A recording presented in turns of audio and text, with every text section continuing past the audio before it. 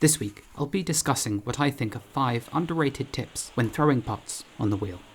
None of these were things I was initially taught, but when thinking back to when I was first learning how to throw, these are 5 things that I wish I was told. Some of them might seem really obvious, but if you are somebody learning a craft or a skill, you know those moments where something's described to you and something clicks in your mind. Well, these are all tips that have had that effect on me, bar one, but we'll get into that.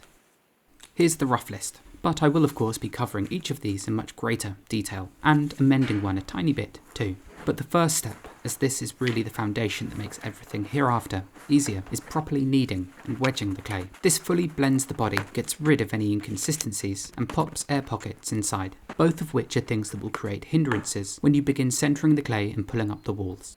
So absolutely don't skip this process, especially if you're a beginner, as it's likely one of those things you'll be doing for the rest of your career as a maker. Thus, getting the fundamentals right is of paramount importance.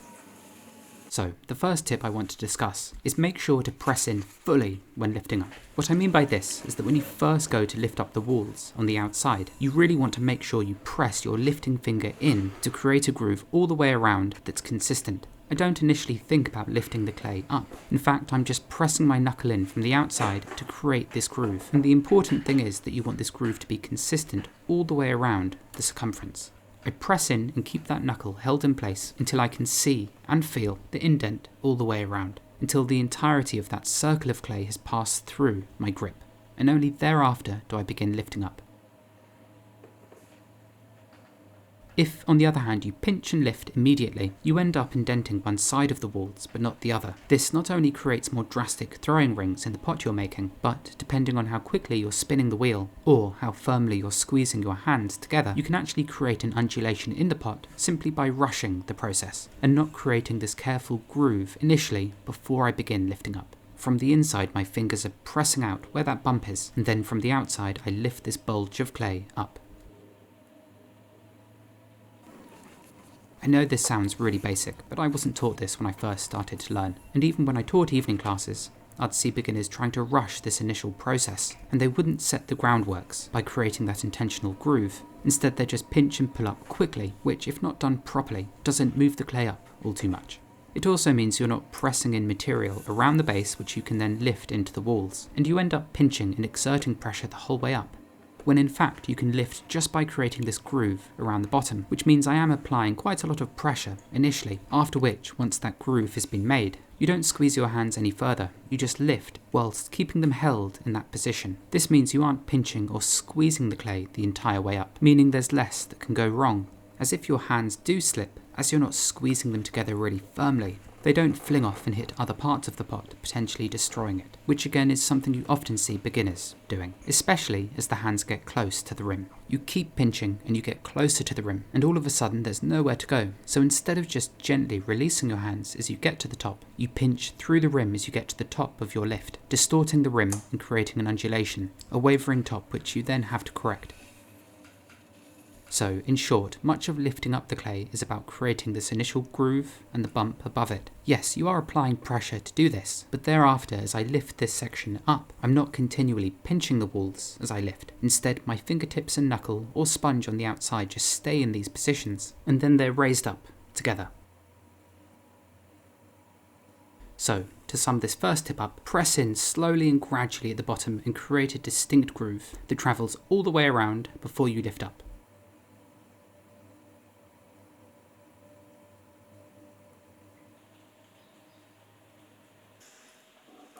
Now, the second tip isn't so much of a practical one, rather it's a bit more of a philosophical take. And that's simply knowing when it's worth calling it a day. There have been so many times throughout my career as a potter so far, where I've encountered a particular shape that I just mess up again and again and again, normally during the throwing process, and it does become extremely frustrating. You start beating yourself up about it, taking the failed clay, wedging it up and trying again and again and again. And there's one particular shape in my career, which were these small, leaning back jugs I was making during my apprenticeship at Mayshill Pottery. They were an absolute nightmare to get right, and the pots you see here weren't made during my first throwing session learning this shape. Rather, this is a couple of weeks down the line after a handful of making sessions.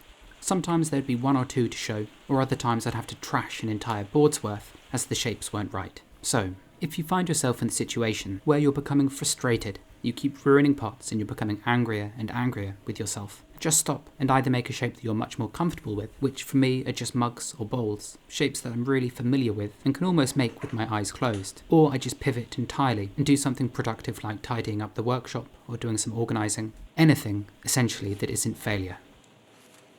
Okay, the next tip is to slow down and to check your piece during the throwing process. You may think that you can only centre a pot at the very beginning, but the truth is there's a number of times when making a pot from beginning to end that you can check it and centre it to make sure the walls are spinning evenly.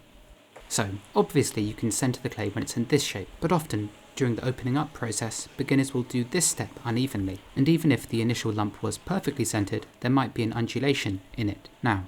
But the good thing is you can re-centre the clay when it's in this shape, which I do by wrapping my hands around the spinning clay, clasping them tight and letting the clay spin through these new rigid handholds that are keeping it centred. So, if you ever do find that your opened up piece of clay is off centre, this is easy to check by the way. If you see the walls undulating like so, sort of jittering in place, instead of gliding perfectly on centre, wet your hands and the spinning clay, clasp your left hand around the part that's closest to you and wrap your right hand around the outside. Tense and squeeze your hands and slightly collar in the shape, but most importantly focus on simply keeping those hands stable and not just following along and bouncing around with the undulation that was in the clay. You can do it on the other side too, and generally the way I approach this changes a lot depending on the shape of the pot I'm working on. But that isn't the only moment I can recenter the pot. I can do it again after the first pull, then after the second, the third, the fourth, and even the fifth. And I'm essentially doing the same thing with the chamois leather at the very end. So just remember, centering is something you can do at almost every stage during the throwing process, not just the beginning. The next tip is to spin the wheel faster than you think for less throwing rings. This holds true, but really it needs the amendment, which is the importance of the consistency in your throwing rings. This is a really good way to tell whether you're throwing consistently or not. Essentially, there's a perfect balance between the rate at which you move your hands up and the wheel speed that leaves you with a very flush, clean surface with minimal throwing rings. They should look soft and quite close together, like you can see here, travelling all the way, more or less, from bottom to top. If the rings look the same, it means you've moved your hands up at a good, even rate, which generally means the walls of your pot will be even too in cross-section. Now, if you are going for intense throwing rings, then this is an entirely different story. But if you aren't, and you find that your throwing rings have more space between them and are deeper, then it means you're moving your hands up the walls of clay too quickly. At the same time, you don't want to move too slowly, as if you spend too much time in one place, you can create a thin patch, thus weakening the walls, especially if you do it towards the bottom, as there's much more weight above it. But, going back to what I initially wrote, which was spin the wheel faster for less throwing rings, this takes into account you aren't raising your hands up too quickly, as even if you spin the wheel really fast, if you're lifting your hands up very rapidly too, then of course the throwing rings will be very intense, and they can look something like this. The thing is, in terms of cross-section, the walls on this are thick and thin and thick and thin, all the way up. And this disparity, if not controlled or corrected, typically tends to just get worse. Unless, of course, this is the aesthetic you're going for. But still, the most important thing about lifting up is spinning the wheel relatively quickly and moving your hands up at a constant rate. As if you don't, this is what happens. In this instance, I initially threw slowly, then quickly, then I lingered in one spot, and then I raced off the top. And as you can see, this has left a completely uneven surface, simply due to the rate at which I moved my hands up the piece. If you throw altering the position of your hands into the mix too, you can be left with really wonky walls, and thin patches can easily develop, which end up buckling and causing the pot to collapse. So, the rate at which you move your hands and the wheel speed should really remain consistent as you pull, as soon as you begin changing wheel speed, hand position, and the rate at which you move your hands up during the pulling process, then you'll end up encountering difficulties like these. And the final tip, and this is something I talk about quite a lot, is press out against a rib or a kidney. Dictate where you want the profile of the pot to be, not the other way around. So much of learning how to make pots is about learning how to be the one in control of the clay. When you're first learning, it often feels the other way around. The pots you make are different each time, as the process itself is a struggle. But with time, you learn to be the one who dictates what the clay does, and what the final form is. and one thing that really helps is being able to correctly define the shape without accidentally deforming the pot itself. Thus, when it comes time to scrape clean the walls of the pot and to really shape the vessel, instead of just jamming the piece of metal into the clay, which is something I see lots of beginners do, instead you want to hold whatever type of kidney or rib you're using, just hovering over the clay where you want the profile of the pot to be. Then you push from the inside out against this edge. I also tend to tilt the rib forward slightly, so this creates a smaller point of contact, which scrapes away the slip more efficiently. Either way, the rib itself stays relatively stable, but I move it up slightly as the pot gets taller, pressing out the entire time instead of forcing the rib against the clay.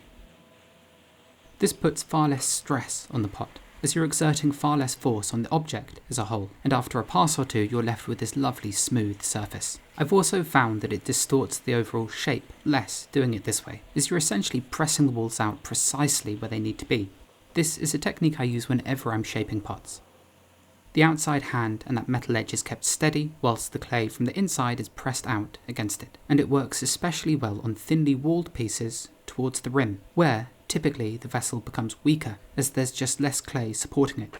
This isn't to say that I don't use the kidney the other way around, say pressing it into a piece to remove slip. I still do that, but it's really shape dependent. The thickness of the walls also plays a large part too, as obviously with a sturdier pot you can be a bit more aggressive with the kidney from the outside, but typically even with bigger pieces I hold the kidney steady and I press out against it.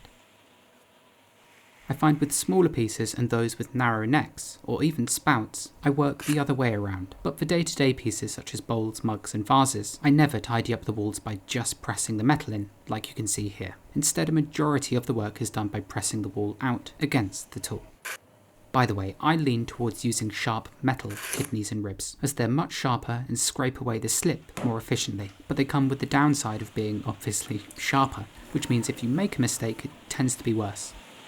Now, here's what happens if you do it the other way around with a piece like this. Instead of trying to shape it by pressing out, I'm going to be pushing in with the kidney. Immediately, I feel the wall bending inward, as with the amount of force needed to scrape away the slip, I actually have to press in really hard. Obviously, at the same time, I have to press out to counter this force, and as a result, if I'm pressing both out with my fingertips and I'm pressing in with the metal tool, yes, it does leave me with a very clean surface, but the issue is the shape itself begins to change, as the clay can't move down, or in, or out, so it has to go up. Thus, in scraping clean the outer surface, I've ended up with a pot that's taller than I intended. I should also say, if you're trying to shape by pressing the metal in, and the walls of your pot are as thin as this, there's a very considerable chance that the sharp edge of the tool you're using will catch on the spinning clay, completely destroying the pot. So to recap, when you are shaping, press the clay out from the inside against the edge of the kidney or rib you're using. The tool itself shouldn't be pressed inward, but you can raise it up if needs be if the pot gets too tall, following the specific profile you're after. So, I hope you found those 5 underrated tips helpful. Let me know if you did, and also if you have any of your own, like this, I'd love to hear them. That's all for this week. Thank you so much for watching if you've made it to the end. And, as always, I'll see you next time.